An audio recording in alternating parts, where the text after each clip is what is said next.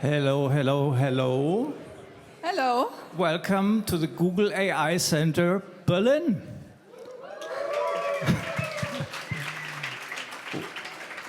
We do this one more time later. We just had a press conference. There was no applause in this room. Applause is allowed. Okay. Welcome, everybody. It's great to see all of you. Welcome to our external guests. Welcome especially to our Googlers, Booglers, how we call them in Berlin, because they work in Berlin. Welcome to all of them. And we thought before we open this amazing panel, the first AI forum in the new Google AI Center Berlin, we take a few moments, the two of us. My name is Ralf Bremer. I lead this site together with Annette Kröber-Riel, Vice President for Google Public Affairs and so on in Europe. You can say it yourself. Okay, thank you, Ralf. It's indeed a very, very, very special moment today. Just 30 minutes ago, we had our press conference opening and announcing the new AI Center in Berlin. Now, this is the first real event in our newly opened AI Center, and I couldn't be more excited. Why? Because I was actually the one who was setting up the office 19 years ago in Berlin, just me, myself, and I in a little dark room. And it wasn't very pleasant to be on my own, and it's for me obviously super exciting to see this office growing and now having the chance to have such an important platform for dialogue on this topic of du jour, AI. Definitely. Before we start this AI forum, what we are going to see is exactly what the AI Center shall be about in the future, discussing the future of AI with many different stakeholders. And today we are really proud to have, I think, some of the brightest minds on AI globally, and I think I'm not exaggerating. So this is really an amazing panel. We are really looking forward to do this. Before we start the panel, let me also thank again to all the Googlers in Berlin who have helped to bring this AI Center to life. There's many of you who have helped, and this is a huge effort. Great that many of you are also here. And back to Annette. Oh, yeah. For last, thank you to everyone for being here. Thank you to the Googlers who made this possible. And now I'm handing over to our moderator, Lara, and our distinguished panelists. So Lara, please join me on stage and the panelists. And enjoy the discussion. Over to Lara.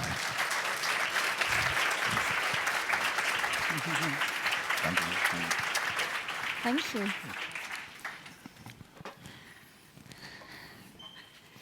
For centuries, science followed a sharp logic. Observation, hypothesis, experiment, theory, application. Today, AI often delivers the results before we fully understand the reasons.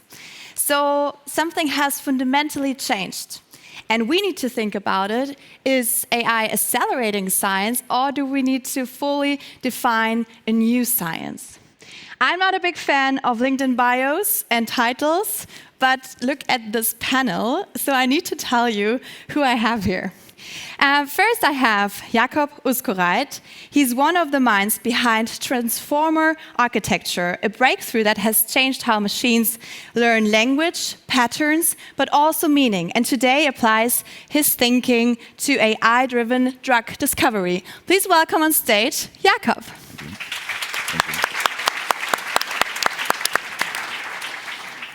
Then we have Yossi Matias. He leads global research at Google. I guess you might know him, shaping how AI moves from foundation science into real-world systems, from large-scale models to societal impact. Please welcome Yossi.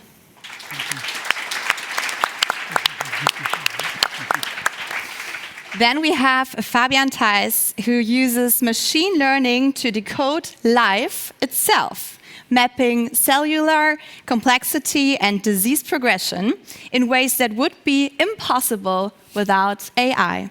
Please welcome Fabian. Hi.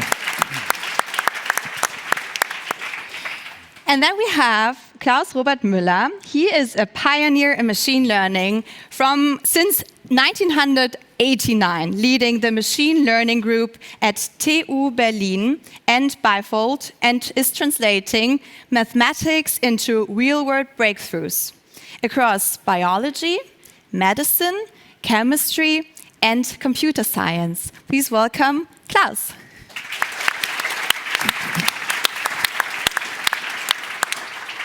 And the crown and glory, we have Alena Buyx. She is an ethicist, asking not only what AI can do for science, but what it should do and how we can adapt it responsibly. Please welcome Alena.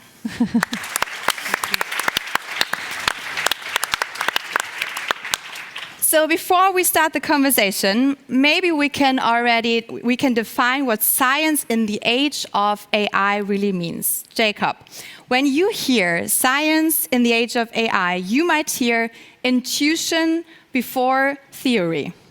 The transformer didn't emerge from a complete mathematical framework, it emerged because it just worked. So from your perspective, was that just a temporary shortcut? Or a signal that scientific discovery itself is becoming more empirical, exploratory, and less explained first? Actually, I mean, I think it's certainly not temporary. Yes. And I also would argue, in the grand scheme of things, it is not a shortcut. Okay. I would say it's back to the roots. Yeah. So in the 20th century, we've enjoyed an unusual period of time where we've developed some theories, general relativity, quantum mechanics, and general quantum theories in physics, for example, that were so rich and so good that just theory produced and produced and produced, and experiments started to trail. Okay. And by a growing margin. If anybody wants to look at the crisis in physics, right, that's basically one way of looking at this growing margin. But historically, much more often, I would argue, engineering driven by intuition came before the scientific realizations and the scientific theories, for sure. And even though Einstein was able to do some of those observations and experimentations in his mind as thought experiments, ultimately I believe AI is getting us back to a place where concrete engineering leads before theory and full understanding, if we could ever then attain that. Okay, interesting. Let's take a look at all our perspectives we have here at the table. Yossi, from your perspective, science in the age of AI could mean science at unprecedented scale. Models grow faster than our ability to fully interpret them. So inside Google Research, what does it look like when a system earns scientific credibility, and how does that process evolve into models we have grown? Yeah, so first, these times is more exciting than ever. Yes, for sure. Say this is a golden age of research. Yeah.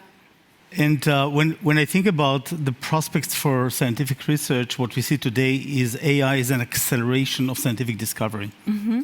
And in pretty unprecedented way, we look at systems that are built on AI agents that help us now create hypotheses.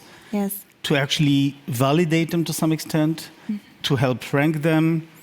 And what we see today, we just recently published papers about how to solve some mathematical questions open questions from the Urgers database, questions in engineering, physics, information. You see once in a while a teenager posting how they solved an open problem with AI agentic system. So the notion of acceleration is pretty fundamental here. Now, obviously, this also brings up these questions of, as a scientific community, how do we deal with that? How do we deal with the flow of papers that are now assisted with AI? In a way, it's not similar from how do we deal with the flow of paper in machine learning, where you have an NURBS conference with 25,000 people, right? However, it just highlights that the scientific method is more important than ever. And in fact, one thing that I'm also very excited about is how to use AI to actually help us with the scientific process itself. Yeah. So for example, we just recently put out an AI agent tool that enables researchers, before submitting the paper to a conference, we did actually in 2 conferences, one in theoretical computer science talk and one in machine learning, ICML, to actually submit a draft and get feedback from an AI system that help identify gaps and give feedback. So when I do fast forward, I envision a situation where every grad student, or for that matter, I actually just recently heard about a high school student developing a project that sounded to me like a PhD thesis, is going to have their own virtual lab. Yep. And essentially, all the things that we developed over the years are going to be accelerated to an extent which is unprecedented. Another question is, how do I actually translate that to reality? Because this is one of the most exciting aspects of science.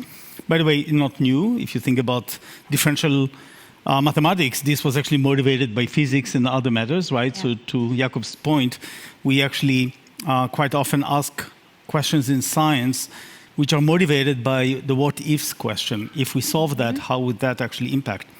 So we can do that today in a scale which is accelerating. And to me, it's more exciting than ever. It also implies that we need to think through how do we actually cope with that?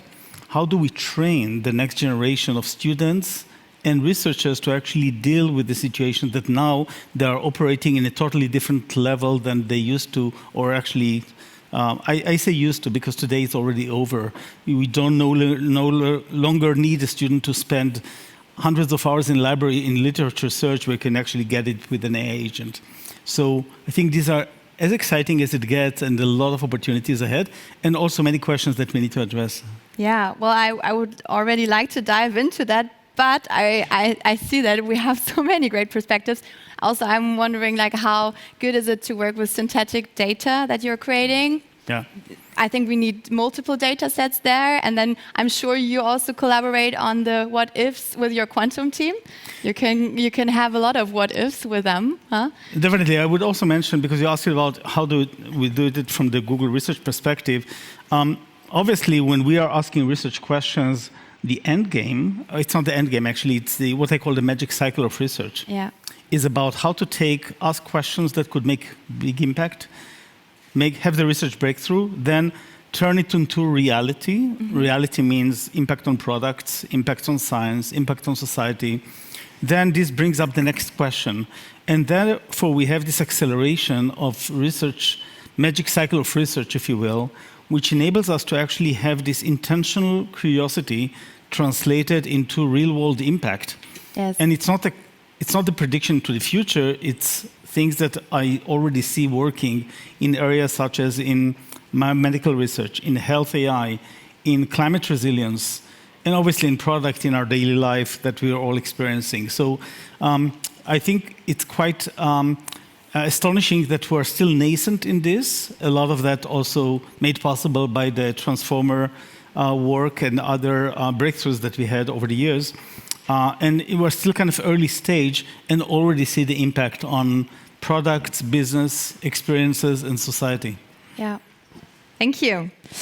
Fabian, for you, science in the age of AI might mean seeing what humans could never see alone.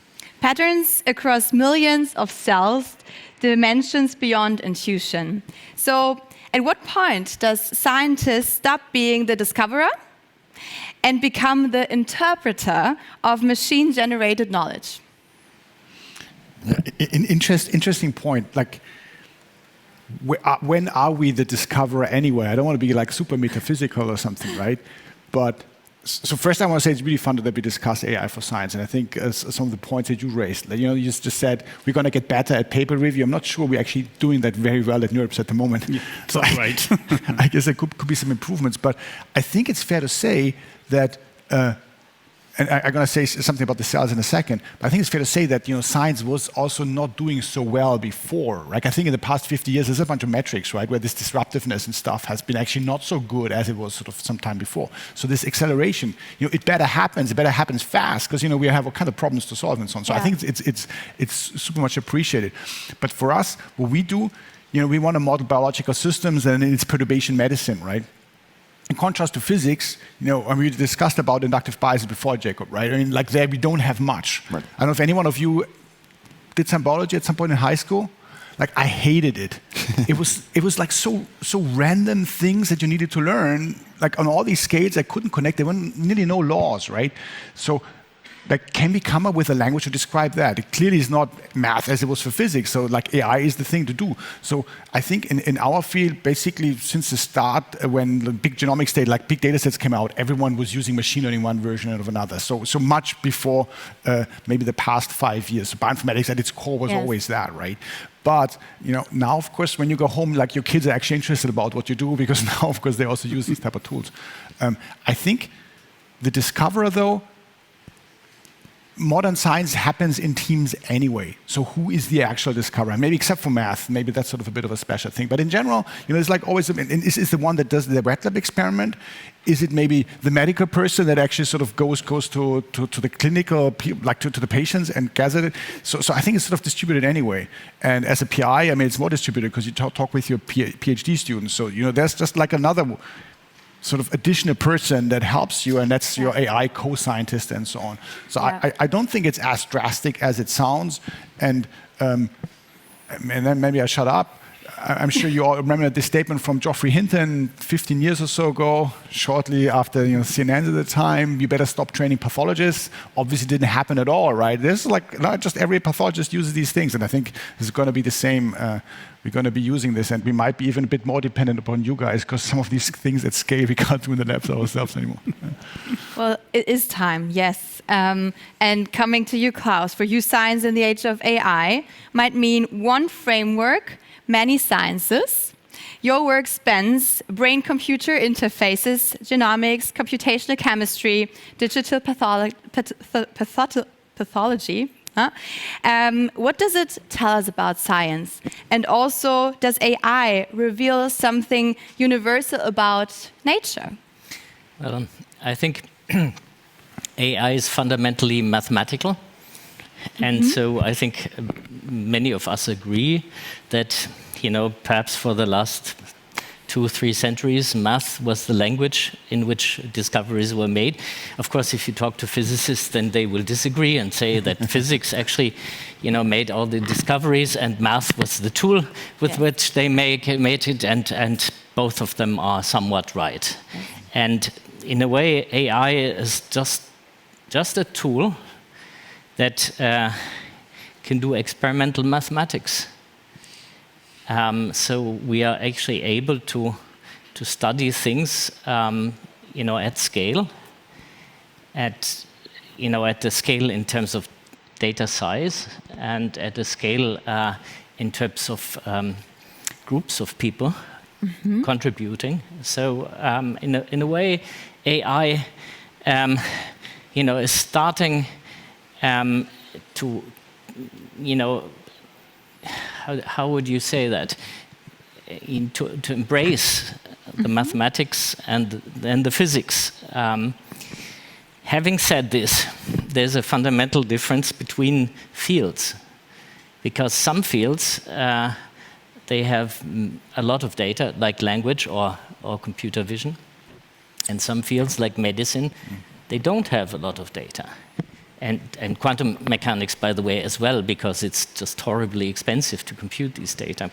So in that case, you need to make the AI use all the knowledge of physics and all the knowledge of mathematics that we know about the field, so that we can deal with less data.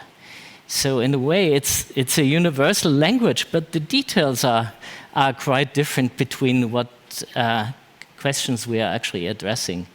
And also the requirements for our risk are quite different. When I do medical diagnosis, we cannot afford any risk.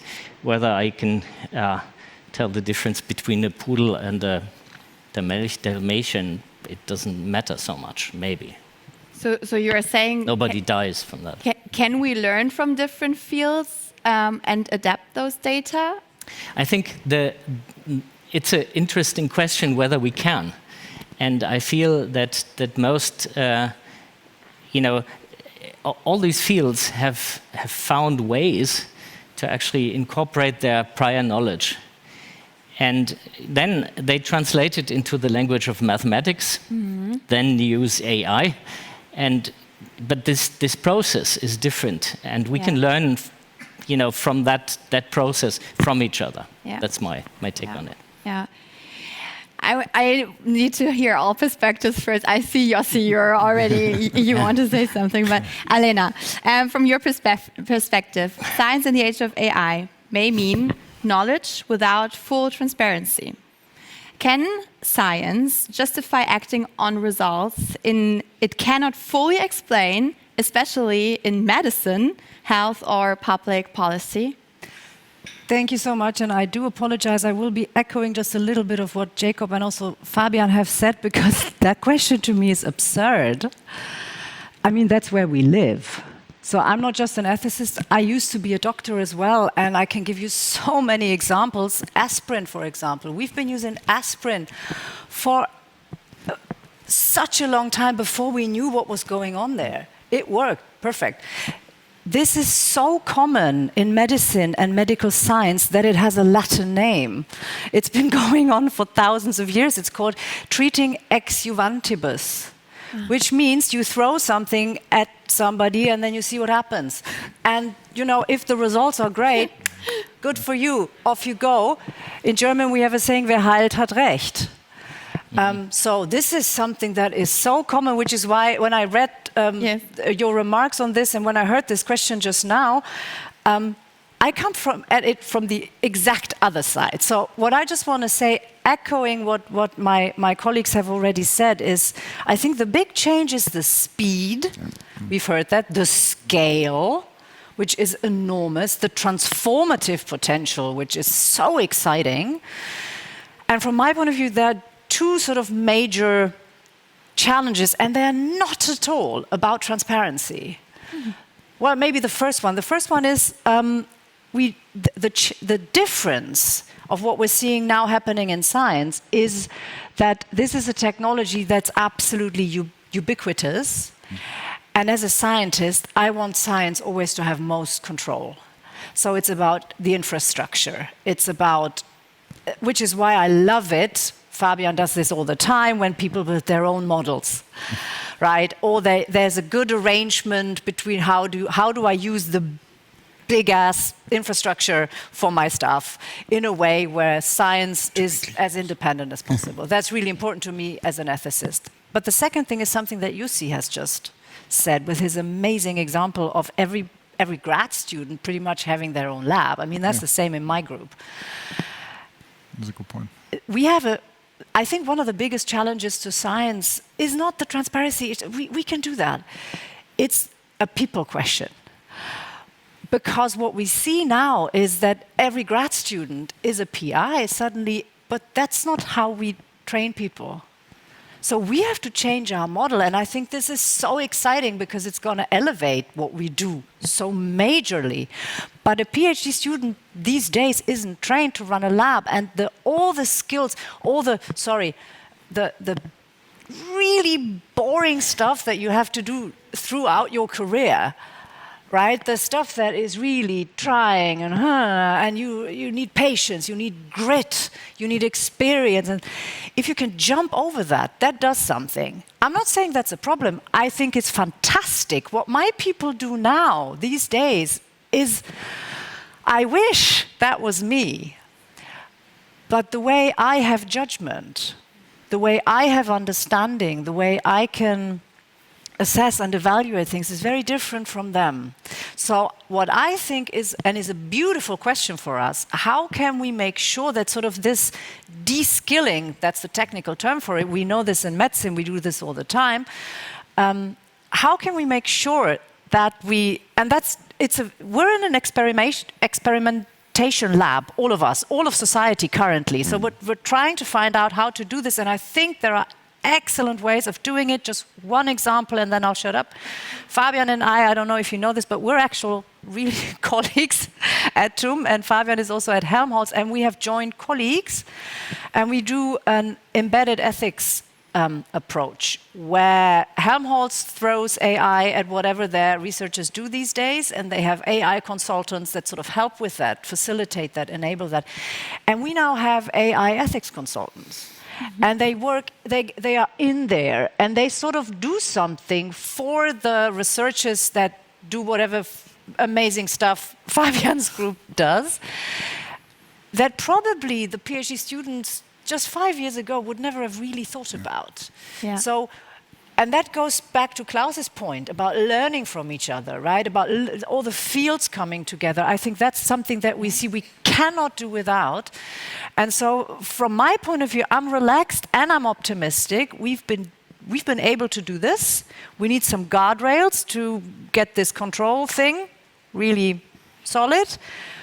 But this experimentation, this training, and this challenge of how science and scientific people are changing, that to me is just amazing. I couldn't love it more. Well, I think the gentleman wants to jump on that, right? Yossi, Love yeah? to, yeah. To build on a few of the comments here. So just to understand the impact of what we can have today with AI, to build on some of the examples, let me start actually with your experience of, I had the same experience on biology, by the way, as a student, and same on history. It's a bunch of facts. Yeah. It's only when you have the cohesive story that you understand the power, the important, the magical aspect of that. One thing that AI is already doing is putting these stories together for education. Or for scientists, think about, anybody tried Notebook LM? I mean, it's actually taking very complex topics and just putting it together, or even putting it visually together. We created generative UI to actually take any content and just present it better. Importantly, when I think about the other part about connecting fields together, one of the most magical things about what I think about AI co-scientists, which we developed, is the fact that it actually learns all disciplines together. Now, as we all know, one of the challenges of academic community is that we train experts to be experts in one thing. But I think a lot of the magic happens when you bring together multiple disciplines. That's actually where you borrow not only ideas, but knowledge. And we know this is difficult. If you bring an expert in physics and mathematics to talk together, it's not as effective. Actually, a lot of the breakthroughs are from those who are both physicists and mathematics, or the Isaac Newtons of the world, that they can also be philosophers and physicists and mathematics, or the Leonardos. With AI co-scientists, think about the fact that you have a polymath in your pocket. Yeah. You suddenly can actually take and get hypotheses and get literature search and connecting dots and bringing together stuff. You have a collaborator who is a polymath. Yeah. That's extremely powerful. Now, when I think about AI, the most exciting aspect of that, when I think about it, it has two clear aspects. One is an amplifier of human capacity. You can do so much more, you can do literature search, etc. But even more importantly, AI is an amplifier of human ingenuity, which essentially means that every profession, and certainly for scientists, but true for doctors, for teachers and others, you can actually now use AI to actually help you. For example, for scientists, ask bigger questions. The fact that every grad student can actually now have their own virtual lab, and every artist can have their own atelier. Leonardo had his atelier. Edison had his invention factory. Every person can have their invention factory, atelier, or virtual lab. But to the point made here, what we're missing here is that we're not set for that. So when I think about AI as an amplifier of human ingenuity, it's not only a prediction, it's really more a design principle. How do we actually build towards that? How do we make sure that both the systems are good at that? And the systems are actually pretty helpful. For example, AI co-scientists, when I spoke with our partners in Imperial College, they were using it to identify some hypotheses for superbugs. They had this hypothesis they generated over a decade of research. They did not publish it. With AI co-scientists, they got the same hypothesis in 3 days. And they learned another hypothesis. And when I asked Tiago, our partner there, how does it feel to work with that? He said, it's like working with an amazing collaborator. The question is, how do we actually train our students to be able to ask big questions? Because they can actually have their virtual lab, so practically they can do the work that typically you need 10, 15, 20 years as academic to learn how to run a lab. By the way, same applies for software engineers. Yes. In a way, some of the tasks of a junior software engineers are now done by AI, but every software engineer now can run their own lab or junior software engineers, but they're not trained for that. How do we close that gap? We have to. Can I jump on that just very Alena. quickly? Because this is exactly the issue, right? And I love that you say it's a design principle. So in my group, my people use all kinds of AI every day, but we reflect upon it all the time. So we talk about it in our group meetings, and it's a topic of conversation, and so we learn together. And so I am a super optimistic person. You've already realized that probably, but I do want to say, this is because in science, the design principle, to some degree, is a seeking of continuous knowledge. It's a certain doubt, actually, a productive doubt. That's what we do. We search, we seek, we try something, doesn't work, we go elsewhere, right? That's what we do.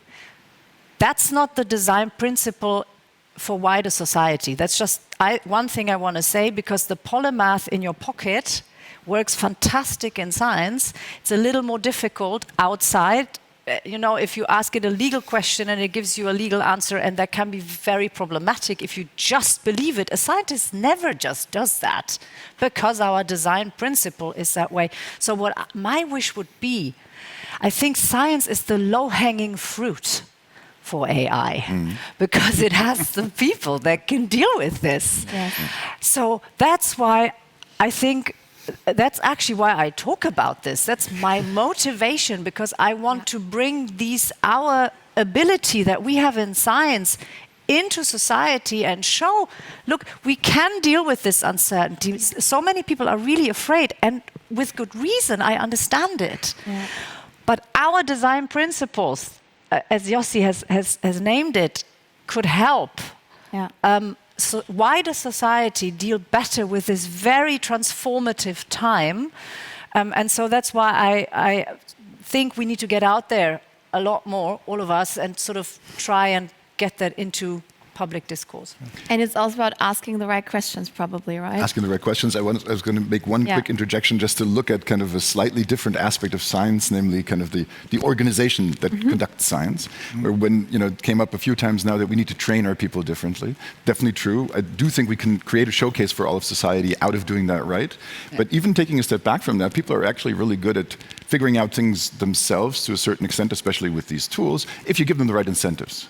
And right now, in the scientific community, the overall incentive structures of our organizations are trailing behind massively in how they basically incentivize individuals all across seniority levels to use these tools, right? So it's a great collaborator in your team. All the science is done by teams, okay? So citations, who gets the credit, right? It's not this, all this stuff just breaks down. Exactly, all this stuff just breaks down. And so we really need, as a scientific community, to think through, and I think we should do this quickly, because otherwise we're going to waste an enormous amount of mind on chasing ingenuity not aided by computers. Why? Well, you want it to be the human making the discovery. And that mind probably could have solved a much more meaningful or a bigger version of the same problem had they gone after a different kind of incentive. Fabian wanted also to jump on that. And then Klaus, yes. Okay. I think it's a really interesting point. I think incentive structure is a good thing. I didn't want to say much on that, but I think at some point, like all the papers, conference and so on, we need to have some type of mode book of AI science agents talking to each other, something like that. I'm not sure. Yeah, totally. Because just real quick, one sentence. Scientific literature is synthetic data of humans. If you think about this, you had the point before. Then anyway, so we need to fix this on both sides. Exactly, we write the papers for humans. We don't write it for the AI agents. Good point. My thing was on the virtual lab. I've been thinking also quite a bit about that, and I so much like it. But what's the scientific method? That's sort of what it all comes from, right? So we make some sort of thing up in our head, and nowadays sort of with our computer and agents, and sort of to have a bit of a counterplay of all us agreeing that AI is going to solve everything. I think at some point, obviously, you make a prediction, and then you need to sort of execute on the next observation, something like that. Software engineering, clear, right? So this is being that so much revolutionized because that's everything is closed loop and so on.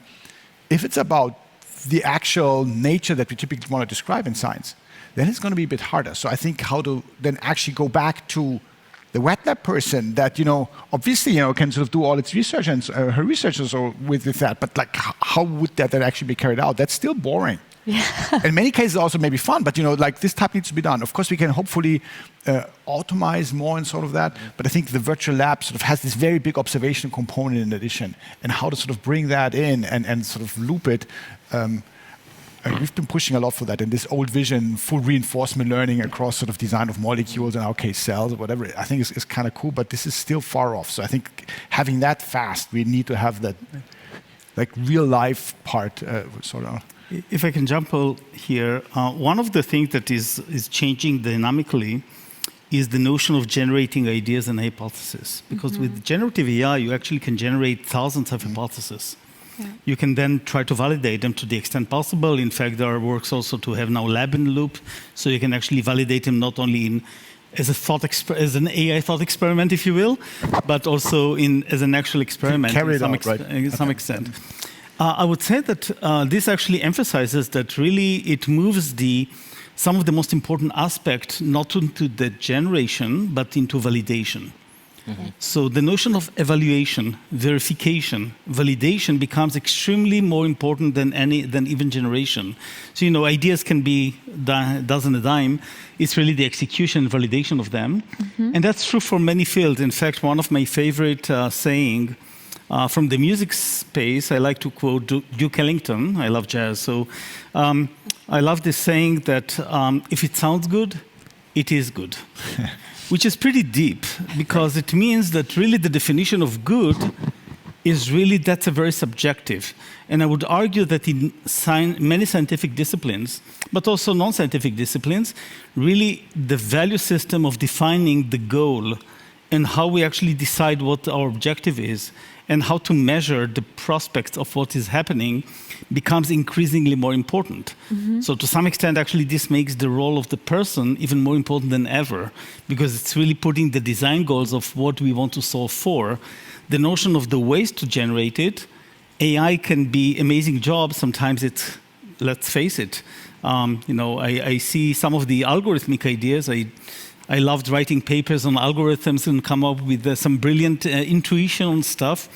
And sometimes it's humbling to see the kind of ideas that are generated by AI. By the way, not dissimilar from talking some brilliant researchers, colleagues, and loving what you're hearing from them. So again, AI can be seen as an amazing colleague, a scientific colleague. But just putting the weight back into what our objectives are, how do we measure them, what do we define as good for that purpose, I think becomes increasingly more important, because we have so many ways to achieve that. Yes, and Klaus. Yeah, sorry. So I think I would like to put a bit of salt. Right? Oh yes, we like some salt. I think that we all know that models are not perfect. And sometimes they tell us some nonsensical things. And the point, I think, in the usage, and maybe this was implicitly clear to all of us, but I just want to make it explicit, is that we need to train our students and collaborators so that they can understand and judge truth and nonsense. And I think that's a this skill we cannot shortcut unless the systems are perfect, but no technical system ever is perfect, right? So, so I think that this aspect needs to be part of the training. And I totally agree that, setting the policy, asking the right question is actually something very important. But if our students are not trained in the basics, right, they don't have the skill of, writing that jazz that you're talking about, right? So they need to learn it. It's a part of the process. It's a part of our training. So I think that both of these things we shouldn't forget. But what does training really mean? Maybe again to you, Klaus. Starting with the basics, learning all the words first, trying out the AI, trying out where do you start? I think this is a big question for everyone. I think in the case of machine learning, people need to have a very good knowledge of math and physics perhaps, and And we cannot just, this doesn't come out of thin air. So there needs to be some hard work on that part. On the other side, once we have learned these skills, then we have a good, polymath in our pocket, and that makes it very strong. So I think we need both. Yeah. Can I jump in with a very practical example of Yes, this? please. I mentioned that in medicine, that's where we live, because I think it's a fundamental question, right? So, as you might recall, a few decades ago, there was the biggest change in surgery we've ever seen, outside of anesthesia, and that was the advent of non-invasive surgery. So up until then, you had to cut people open, like you had to rip them open and expose them to all the infection, The healing process, very complicated. 50% of the issues people had were post-operative. And then suddenly, non-invasive surgery comes in, and you poke in with a trocar, and that's it. You do the same operation, but then you close up and you have 2 or 3 little holes, and that's it. It's an enormous change. But of course, you had a workforce in surgery that was always cutting people open. This is what they were able to do. So what do you got to do? You got to train them up in the new stuff, which is what surgeons did. They poked balloons and models and pigs and whatnot to learn this new technique. We are used to that. We have a learning curve that's very, we do this in medicine all the time. There are criteria for it, responsible, so on and so on. But at the same time, you had to decide which of these old skills do I still need? Because sometimes when I poke in, I realize, damn, I can't do this like this. I actually have to open them up. So the surgeons still have to be able to open somebody up. How do you do? I mean, this is exactly the same issue, just in a different field and with different technology. How do you define what are the skills that you need to keep? And so what the medical people did, and that's what I think is going on right now as we speak in all our fields regarding AI, is to define which are the skills that are essential. I advise a lot of people, because I had this position before, so I went to the lawyers' professional associations, to the dentists, to the teachers, administrators, you name it. And I always told them, so please do this yesterday. Yeah. Please go ahead, check which of our skill, because I can't tell you, we don't all know, we know this for our own fields. And not even, we need to talk about this together. What are the skills, the parts of skills, the elements that really are essential, important, need to stay, which are gonna phase out? So we still need the basics, but not all of it, and which ones are completely new. And you can build a curriculum. It's not rocket science, right? It's going to be changeable. It's going to need to remain a little flexible, because otherwise it won't work. But we can do this. We've done this. And again, this is also something that is transferable to other discussions in society. Yeah. Yeah, don't cut anyone off. Well, sometimes you gotta cut. Only open them up when I know you can all say something to that, but I want to continue with my hypothesis game now, because I don't want to just have the one-to-one questions or discussion. And we all like hypothesis, right? And I have a good one for you, okay. Maybe. So the question was, we are not seeking understanding anymore. We are seeking the ability to intervene. Yeah, to intervene, exactly. So basically... And let me explain the game first. So all of you can now, tell me, agree, partly agree, or disagree with a short answer why. Okay, short. Okay, let's go. So I largely agree. In fact, vehemently so. But what you just talked about is a great exception, right? So why is it that we still need conceptual understanding palatable to humans beyond interventions? I think we want interventions first, right? So let's first fix the climate and then ask questions about how it worked. If it's really urgent, maybe the case. Let's first heal the patient, and maybe if that works, right, then ask the questions. Why do we still need to ask the questions and get the understanding? Because we need to tell other people. Okay. And while it's maybe awesome if AI will teach itself, in order to develop these kinds of, especially when the human condition factors into the whole story, in order to educate ourselves, in order to educate future scientists as well, we need to have an understanding that we can tell other people. And so that is, I would say, maybe the only exception I can actually think of. But otherwise, I was saying we are not seeking for understanding anymore. We are just seeking for the ability to intervene. To intervene and educate. Yeah. Yes. Okay, you would agree. Okay. Anyone else's opinion? Would you agree or disagree?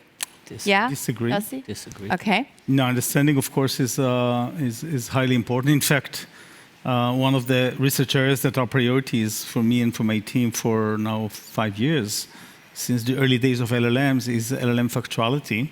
Yeah. And sorry, for what? Factuality, or consistency and understanding, and in fact reducing hallucinations by actually providing techniques to actually help this thing. One of the important areas I foresee in the future is what I would call self-critique, is for not only us understanding and being able to use techniques to understand the factuality and correct it, but for the model itself to actually have a better understanding and be able to reflect on that. Yeah. For example, the level of confidence. So to me, this is an area of understanding the model in a way so that you actually don't need to do the dissection, if you will, opening up, but have it actually self-healing or self-treating. So this is one thing that I would argue. Yeah. The second one touches on 3 questions actually related to the previous comments here. One is, how do we actually improve the understanding of the models themselves? 2, how do we make sure that we are building the right skills to using the models as a black box? So take the analogy of how to understand the engine of the car, how to actually be able to operate this very complex machine. The third one is anticipating what are we going to need in the future? And that goes to the question of how do we train the next generation? Because what we see today, somebody asked me, I had a conversation, I'm trying to have a conversation with many faculties around the future of training. I was asked by one of the top universities, do you think we're training students for what they need today, for what they need in the future? My answer was, I don't think we train them to what they need today, and the future is going to be even more different. So to me, the question is, what do we need in order to use that? Yeah. And this goes back to the understanding and to the anticipation of what we need in the future. Okay. Yeah. If you are a physician, right? Wait. Do you agree? Partly agree or disagree? I'm more on Jakob's side, so I think not so much. If you're a physician, right, you want to diagnose a disease, you could build a model that has sort of understanding fully built in because you want to go to FDA or whatever, right? But if you want to maximize classification performance, that's what you do, right? And you don't understand much, I guess. And I think, let's say we had this thought experiment of having a black box that describes a molecule, a cell, or a human fully, like with all of its perturbations, sort of predicts what happens, right? Do we understand the thing? I mean, if it describes everything, biology is not made and like all the other things for us to understand, right? So there's like all these things that, so I'm really hard, like what is a theory? That's sort of the other thing. What does actually understanding mean? It's actually hard to pinpoint. Like if you look what explainable AI actually is, people can't really sort of exactly say what it's like. Is it a language model that talks a little bit about it? So I think it's a hard thing anyway, what understanding means. And then my last thing, I think we humans need to put stuff into pots, right? And we discussed before, is there even such a thing as a cell type? Or is there even such a thing as male or female or something like that, right? Maybe humans like to give names to stuff, but in reality, often it's a bit more fluent, right? So we need to classify stuff, and that's maybe what we could call understanding or description, but in reality, it's maybe more soft. And so in what team do you play now? In Fabian's and Jakob's or Yossi's team? So me. Yeah, okay. Klaus. Well, I'm disagreeing, or is I? Okay. That's clear, right? I think the point is that we need to, if we have a model that predicts something well, we need to know whether the model predicts something well because of artifacts, because clever Hans and friends, or whether the model is actually having some insight that we can somehow pull out of the model. And the degree to which we need to understand is dependent on the risk that this decision is about. If in the medical context, this is high stakes. Yeah. So we really need to understand stuff. Yeah. Yeah. And we need to take our understanding and give it to the next generation or to our friends or to the other surgeons around. And by the way, my father-in-law, he was a classic surgeon, and he had to learn how to do the surgery through the loophole. And he said, this was interesting, and it's better for the patient, but sometimes when something goes wrong, you need to cut quickly. Yeah. You still need to be able to cut. Yeah. That's I think it's actually a nice analogy. Yeah. So it works also as a Cut open the question transformer. again? Yeah, exactly. The hypothesis.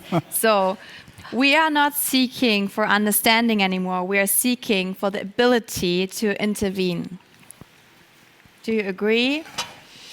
Partly agree or disagree? Disagree. I think I disagree. Okay. I agree with pretty much what everybody said because that's my nature. No, I think it's both. Why either or? Well, that can also be an answer. I'm a deep humanist, will always be human-centered development, human-centered research, human-centered engineering. That's what TUM does. So Yeah. I will always say I want understanding in the end. Yeah. But I said I'm a medic, right? So, you get in there. You do stuff because you have to. And then you might find out. So, but I also want to really echo what you just said, Klaus, that of course there is no one single answer to that question because that will, no offense, I know you have to give us these questions, but that would just be stupid. It depends on which, I say this with love. I kind of feel the love. Because I really mean it. But it depends, for example, on the urgency. Yeah. It depends on, are we talking practice or are we talking sort of desktop research? Like, are we sitting at our desk or, are we in the lab or are we actually out there dealing with people, out there with catastrophes, right? I mean, we could talk about floods. Yossi and I had a fantastic conversation about floods before we came on stage. So it really depends. The degree of how we deal with the risks depends on the stakes, but we need to be able to understand that there are risks. And in order to grade how we come at them, and in order to say where the responsibility lie, how much speed we can afford, how we can make sure that the kinds of mistakes that models might do fall into a category where we say, okay, this is okay-ish, whereas, not here. Like, this is life and death. Yeah. So this is that, of course, depends on understanding. So I think all of it. Of course, there are many components to that. I see that. And I have 4 more hypotheses, but I see that I also have That's not gonna multiple work. more questions, but it's not that easy. You have so many good answers. But because you said use cases, maybe each of you could tell me now a use case firework. What is the use case right now that is the closest to your heart when it comes to AI and science? You want to start? Sure. And let's keep it short because then we have some more time for it. Designing interventions with, complex parts of this phenomena life that have crisp, desired outcomes with minimal undesired ones. So first I will go back to AI as an acceleration for scientific discovery, which is to me a meta level. It's actually excited about a lot of progress we're making on genomics and microcells and others. But actually, the fact that we can actually accelerate all disciplines to me is quite the most exciting. I would also mention the application of AI to advancing healthcare, climate resilience, and education. Are 3 areas that is already having societal impact, and the opportunity to have even bigger societal impact in the near future is enormous. Really excited about all 3. Yeah, great. Fabian. I mean, Yossi's going to solve it all. Yeah. He tried to trick the system.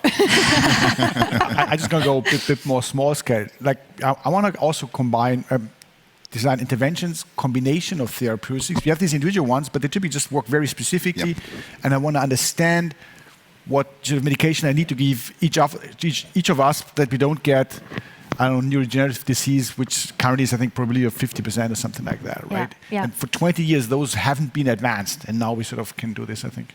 Yeah. Klaus? Yeah, I go to an even smaller scale. I want to understand the quantum properties of matter, of molecules and materials, which, as somebody with the Nobel Prize said, I want to understand the jiggling and wiggling of atoms in matter. Yeah. So I already mentioned the embedded ethics use case with the AI consultants, for example. But one of the things that we just did that's very close to my heart is swarm cards. So one of the things we do is we develop processes, co-create them with the coders, with the programmers, with the people that build the models to make them responsible. I'm being very brief here. And we did that for a federated approach, so very decentralized stuff. You know all about this. And it's an actual card. Yes. So that you can have like a card which gives you all the elements, but in fact it's a process. So we designed the entire process and it's super smooth. Nobody's angry. Nobody says, oh, ethics, red tape. But all of them say, hey, this is actually very nice. It makes me think about stuff. It makes the model better. So I'm like, yes. So that's my case. And now I would like to hear from you. What is the sentiment in the audience? And you are my jury. So, and you need to comment that, okay? Okay, are you ready? Who feels more excited than worried about AI and science? Please raise your hand. And who feels more worried than excited? Oh, there's one over there. Okay, we need to talk to you, I guess. We have a bias in the audience, I think. What, one person who wants to say something to that. What do you think? Why are they all so excited? Yossi. Excited? Yeah, why are they so excited about AI and science, huh? Well, I see the opportunities. Yes, great. Who believes... And you know, in science, typically can't go wrong, right? So if you want to say as a company, AI for good, science, typically everyone agrees we should advance, whereas in other things, maybe a bit more dangerous. Yeah. Also, kudos to the organizers and applications. Yeah, well. Sorry, I feel as an ethicist, I got to say just one thing. I said science is the low-hanging fruit, but this is not representative of society, certainly not of German society. Yeah. And there are, of course, areas where we would have discussed with a little, not with the same degree of enthusiasm. And I think that holds for the audience here possibly as well. Well, probably it's because of the great panel here that they are so excited about it. Who believes AI will make science more trustworthy over time?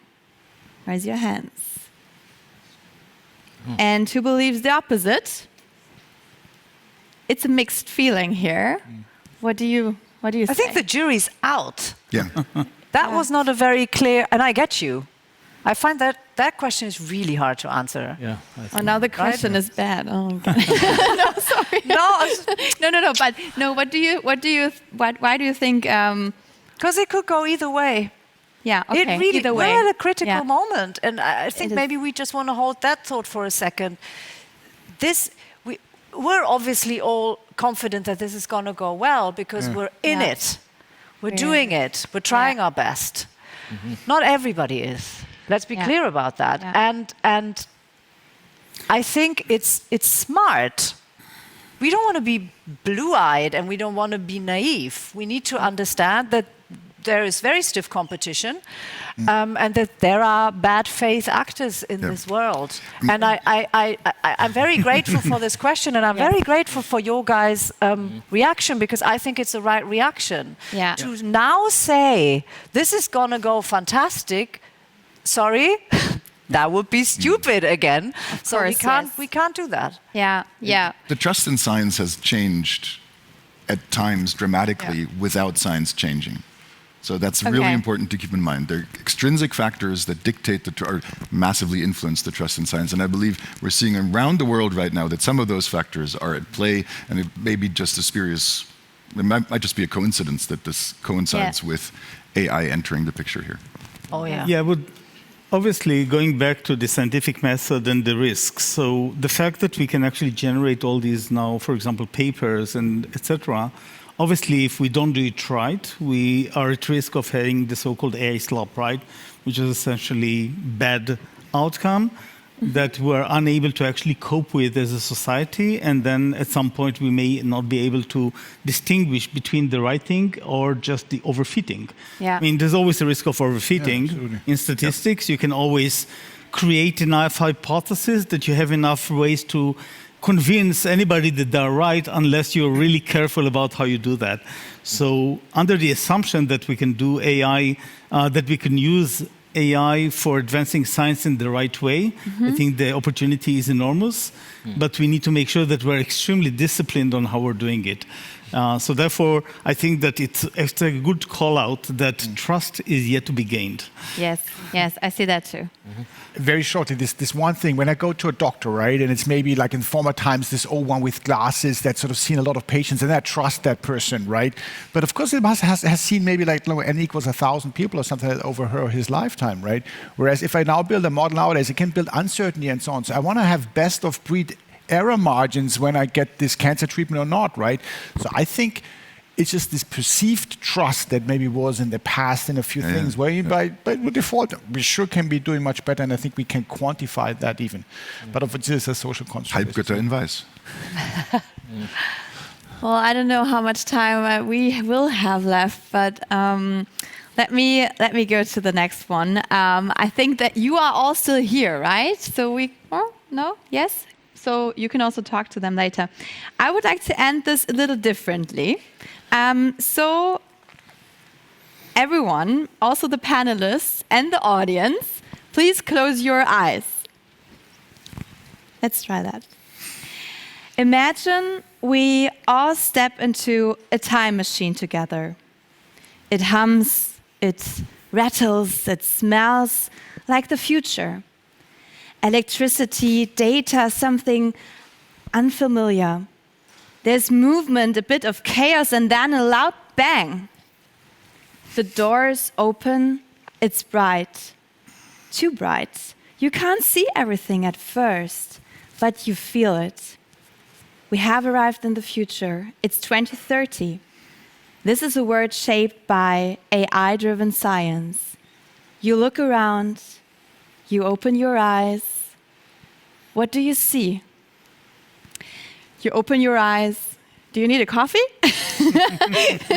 We open our eyes together. And please, dear panelists, what do you see? Had you said 2060, 2070, I think I would say, we're still alive.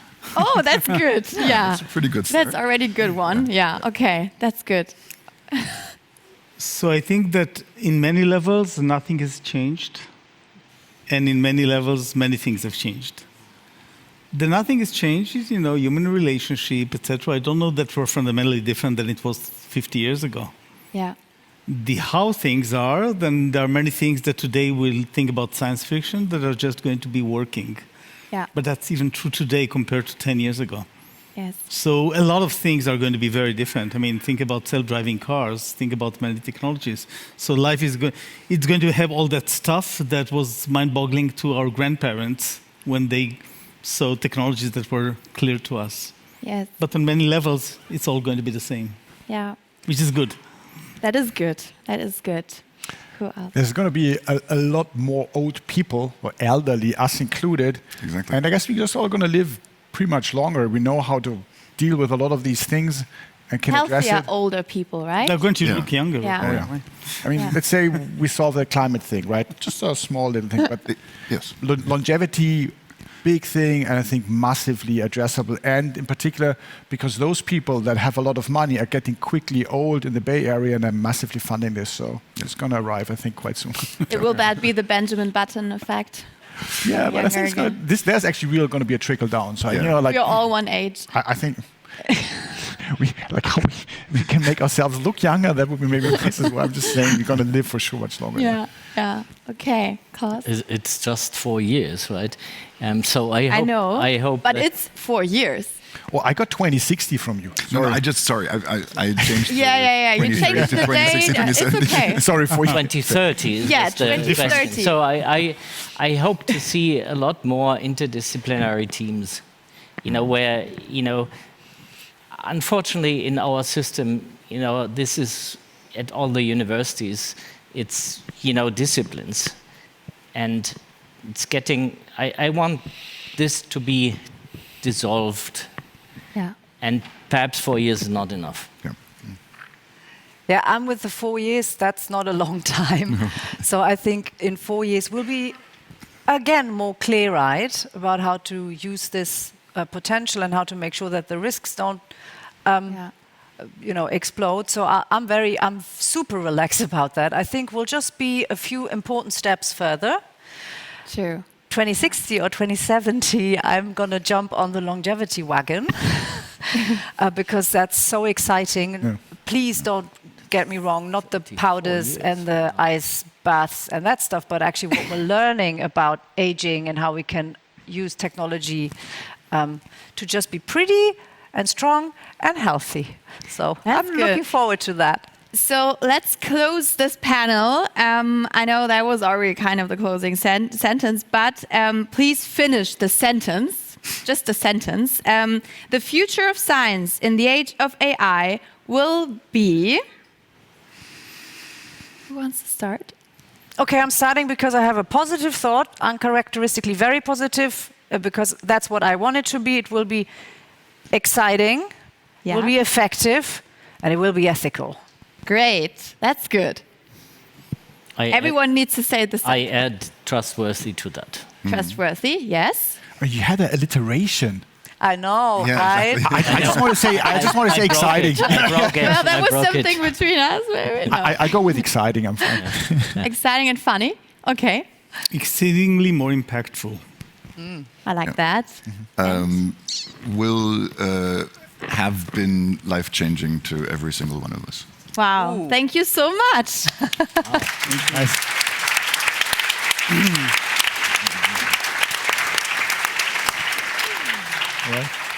And now, you want to come to us too?